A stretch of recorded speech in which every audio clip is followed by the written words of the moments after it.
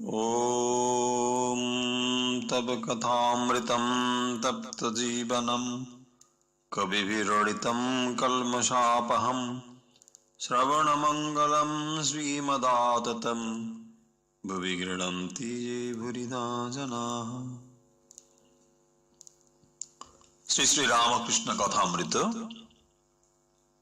तृतीय परिच्छेद मणिलाल प्रभृति संगे ঠাকুর অহেতুক কৃপা সিন্ধু। আহারের পর ঠাকুর একটু বিশ্রাম করিতেছেন, গাঢ় নিদ্রা নয়, তন্দ্রার ন্যায়। শ্রীযুক্ত মণিলাল মল্লিক, পুরাতন ব্রহ্মজ্ঞানী, আসিয়া ঠাকুরকে প্রণাম করিলেন ও আসন গ্রহণ করিলেন। ঠাকুর তখনও শুইয়া আছেন। মণিলাল এক একটি কথা কহিতেছেন। ঠাকুরের অর্ধনিদ্রা অর্ধ জাগরণ অবস্থা। এক একবার উত্তর দিতেছেন। মণিলাল: শিবনাথ নিত্যগোপালকে সুখ্যাতি করেন, বলেন বেশ অবস্থা। ঠাকুর তখনও শুইয়া, চক্ষে যেন নিদ্রা আছে। জিজ্ঞাসা করিতেছেন, হাজরাকে ওরা কি বলে?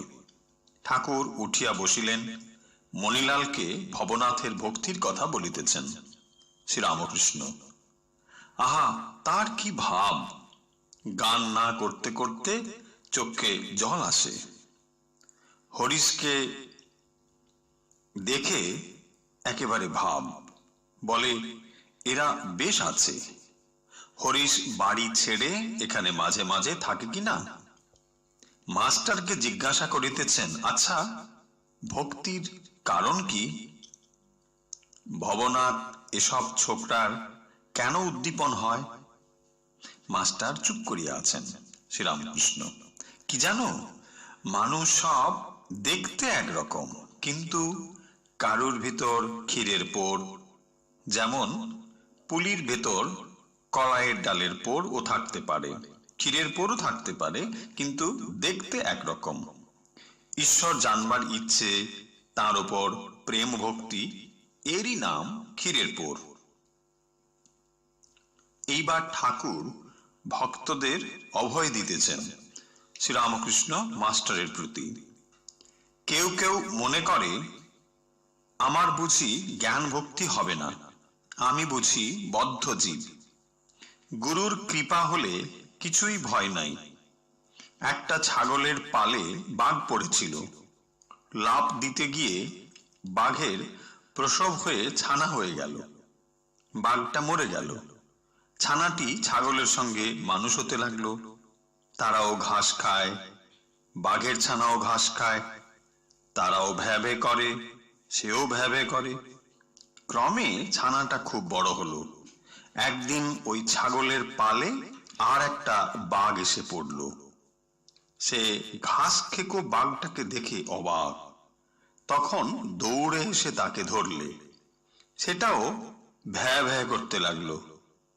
তাকে টেনে হিচড়ে জলের কাছে নিয়ে গেল। বললে, দেখ, জলের ভিতর তোর মুখ দেখ, ঠিক আমার মতো দেখ, আর এই নে খানিকটা মাংস, এইটা খা। এই বলে তাকে জোর করে খাওয়াতে লাগলো। সে কোনো মতে খাবে না, ভ্যা ভ্যা করছিল। রক্তের আস্বাদ পেয়ে খেতে আরম্ভ করলে। নতুন বাঘটা বললে, এখন বুঝেছিস, আমিও যা তুইও তা। এখন আয়, আমার সঙ্গে বনে চলে আয়। তাই গুরুর কৃপা হলে আর কোনো ভয় নাই। তিনি জানিয়ে দেবেন তুমি কে, তোমার স্বরূপ কি। একটু সাধন করলেই গুরু বুঝিয়ে দেন এই এই। তখন সে নিজেই বুঝতে পারবে কোনটা সৎ, কোনটা অসৎ। ঈশ্বরই সৎ, এ সংসার অনিত্য। এক জেলে রাত্রে এক বাগানে জাল ফেলে মাছ চুরি করছিল। গৃহস্থ জানতে পেরে তাকে লোকজন দিয়ে ঘিরে ফেললে। মশাল টশাল নিয়ে চোরকে খুঁজতে এলো। এদিকে জেলেটা খানিকটা ছাই মেখে একটা গাছতলায় সাধু হয়ে বসে আছে। ওরা অনেক খুঁজে দেখে জেলে টেলে কেউ নেই, কেবল গাছতলায় একটা সাধু ভস্মমাখা ধ্যানস্থ। পরদিন পাড়ায় খবর হলো একজন ভারী সাধু ওদের বাগানে এসেছে। এই যত লোক ফল ফুল সন্দেশ মিষ্টান্ন দিয়ে সাধুকে প্রণাম করতে এলো। অনেক টাকা পয়সাও সাধুর সামনে পড়তে লাগলো। জেলেটা ভাবলো, কি আশ্চর্য, আমি সত্যিকারের সাধু নই, তবু আমার উপর লোকের এত ভক্তি। তবে সত্যকার সাধু হলে নিশ্চয়ই ভগবানকে পাবো, সন্দেহ নেই। কপট সাধনাতেই এত দূর চৈতন্য হলো। সত্য সাধনা হলে তো কথাই নাই। কোনটা সৎ কোনটা অসৎ বুঝতে পারবে। ঈশ্বরই সৎ, সংসার অনিত্য।